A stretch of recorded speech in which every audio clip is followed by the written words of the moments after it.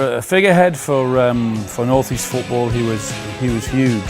But for Newcastle United, he was massive, because when he came in, we were near the bottom of the league, if not bottom.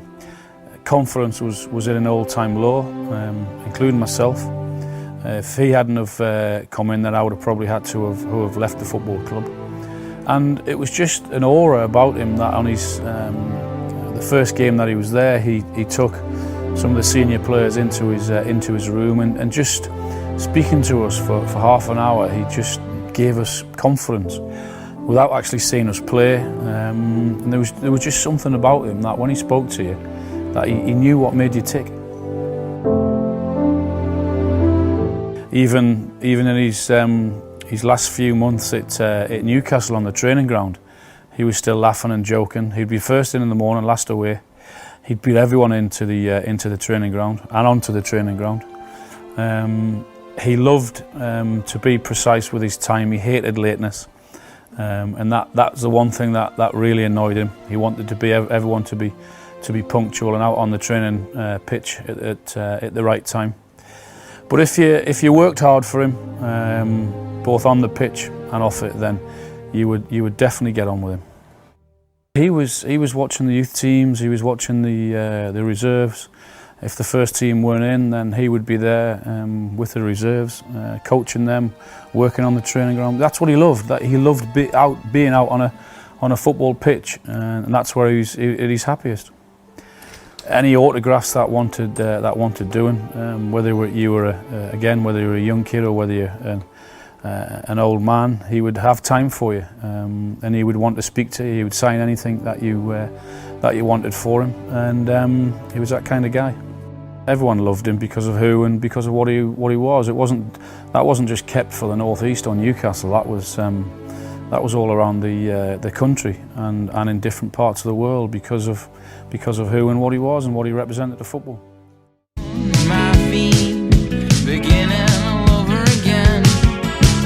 One day I'll find somebody to pick me up off the shelf. I don't need anyone. I can handle myself. A false heart. Only in 10%. I've gotta let you go. The aim of this save is to take Newcastle back to where they were when Sir Bobby was wrongfully sacked in 2004. First of all, by securing the Premier League football that the Toon Army deserve. I aim to bring the elusive European nights back to the wonderful St James's Park and making Newcastle the European giants that Sir Bobby Robson once wanted so much. It's not going to be easy, especially with Mike Ashley to contend with, hopefully not for long. So, welcome to Smith FM. I'm Carl. Let's get on with this. So the current club vision is they want me to play with attacking football. I'm happy with that. I always play attacking football. They want me to sign players under the age of 22 and under the age of 23. Two strange ones. I tried removing one of them in the meeting. They didn't like it. They also want me not to sign players over the age of 30. That's fine. They also want the club to be self-sustainable, and we want to work within the wage budget. That's all stuff I like, because I like the financial side of the game, making sure that the club's running itself. So for this season, they want me to finish mid-table. That's reasonable. They want me to reach the 5th round of the FA Cup and the 4th round of the Carabao Cup. After that, obviously my contract expires, so hopefully we can get a new contract after that. But then if you look a bit further on, Mike Ashley's looking to sell the club. That's brilliant news for us. Hopefully we get a tycoon. Possibly not, but no matter what, we'll get rid of Mike Ashley. So let's have a look at the transfer screen.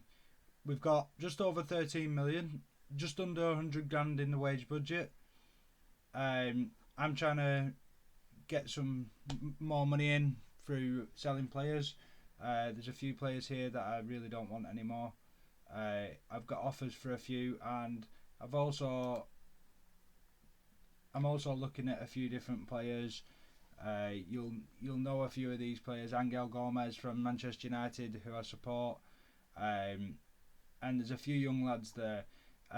My philosophy is youth, and obviously we're looking at the club vision.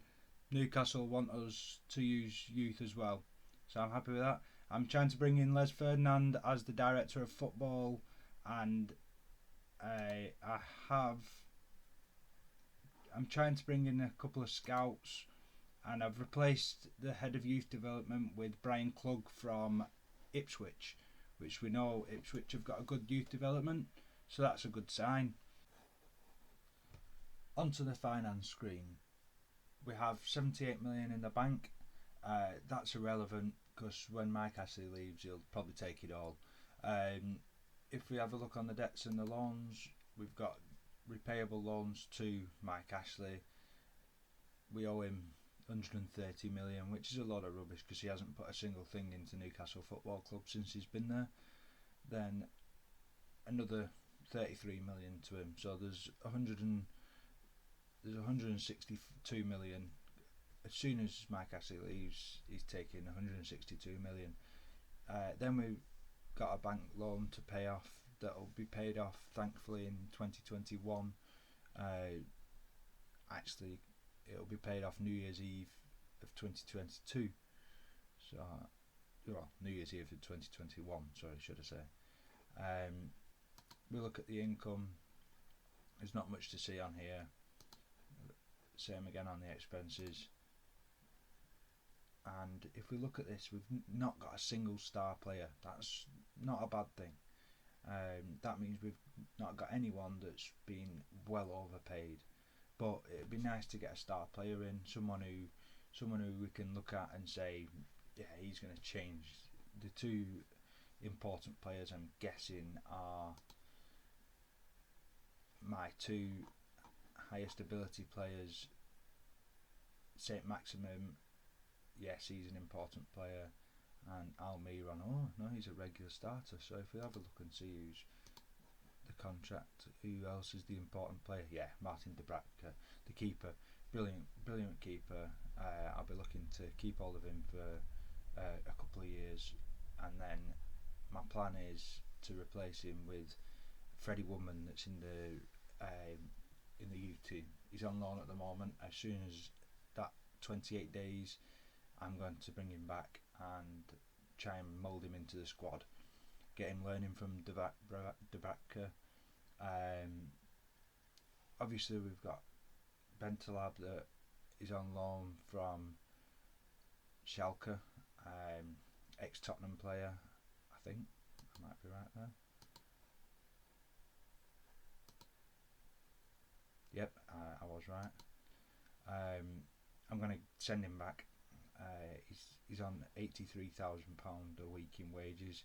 He's a good player, but I don't like that much. I don't want Newcastle to be paying that much yet for a player. And I'm also going to send Danny Rose back to Tottenham as well, because he's a half decent player, but I just don't think his heart's in the game in real life, and I don't think he's worth 60k a week, especially when we have Willems. He'll be better for me. We've so if we have a look at the team report, the squad depth. The squad depth here is showing that obviously Joe Linton's our best striker. Dwight Gale, I think he's injured at the moment.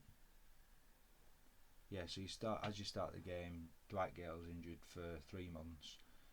I'm going to have a look at trying to sell him probably after that, but I might use him. Yeah. He's not the best player in the world, but he could be helpful.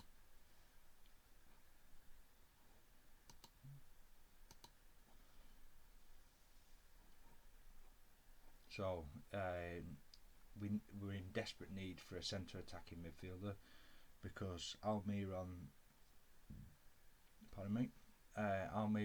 will be playing on the left, obviously, as you can see there. St Maximum on the right, Saviet and Selin. So we're in desperate need of a centre attacking midfielder.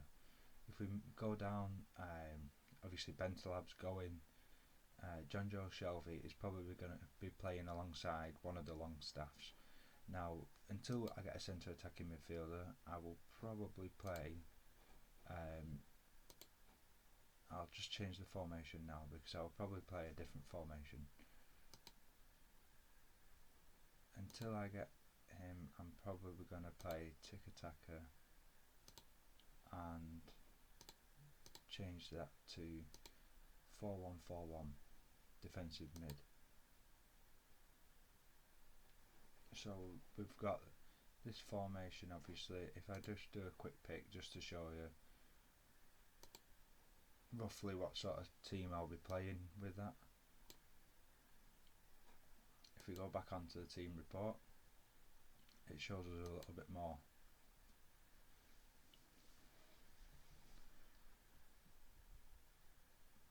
So obviously the best keeper we've got is Dubravka. He's got good stats, he's good handling, good one-on-ones, good reflexes, brilliant keeper, perfect for the first couple of years while I'm old Freddie Woodman in.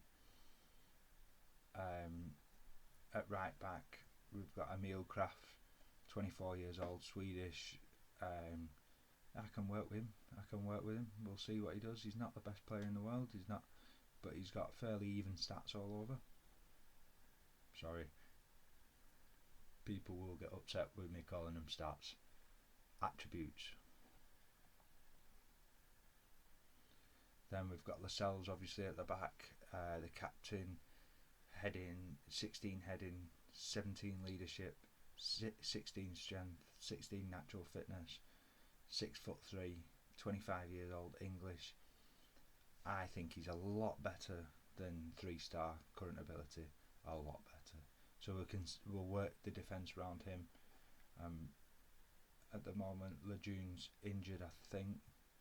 If we have a look at Lejeune, yeah, he's injured for 4 months. So there's a lot of injuries coming to Newcastle as well.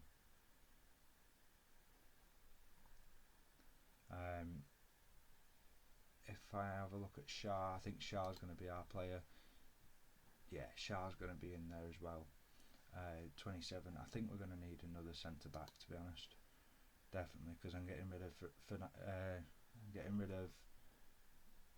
Fernandez. Federico Fernandez. I nearly got his name mixed up then.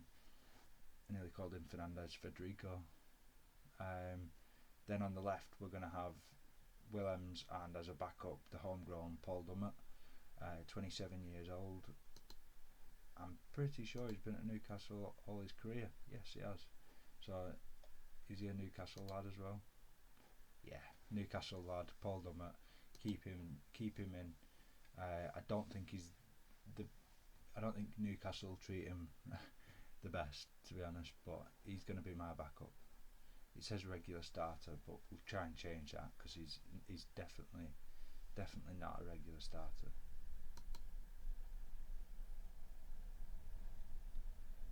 So, as you've seen there, we're in desperate need of a centre attacking midfielder. Or if I just quickly move this down here, you can see we're going to play this until I get, because I like to play the tiki-taka with the 4-2-3-1, 2 wingers, centre attacking midfielder. But I'm quite happy to use this for now, while I get a centre attacking midfielder. Sorry about that.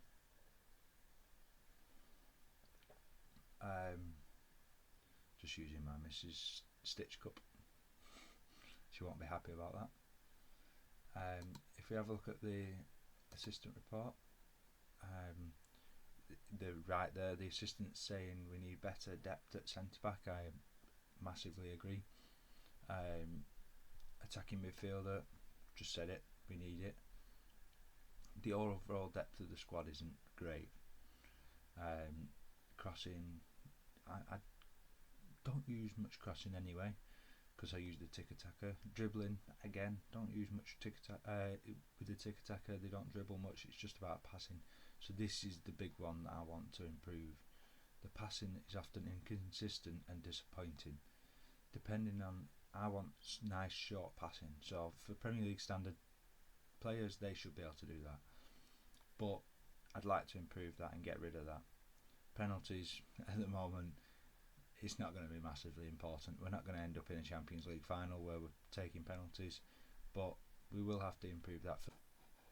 So, looking at the schedule for the Premier League, we've got Everton away, first game, a point I'd be happy with there. A tough game. Then we've got West Ham at home. That really should be getting 3 points there. Burnley, tough play. Turf Moor, tough place to go, but should be getting 3 points there. It'll be tough, but should be getting 3 points there. And then definitely Southampton coming to St James's Park. Big travel for Southampton, but we definitely should be getting 3 points there. Southampton have everything I like with the youth facilities and stuff like that, but they're just not good enough anymore. Then September's a fairly hard month. We've got fairly hard. We've got a fairly hard start to the month. City away, that's a loss straight away. If you get a point out of that, you'd be happy. Then we've got Chelsea at home.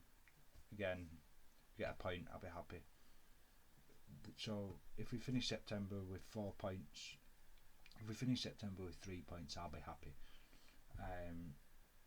Then October, we've got a tough end to the month.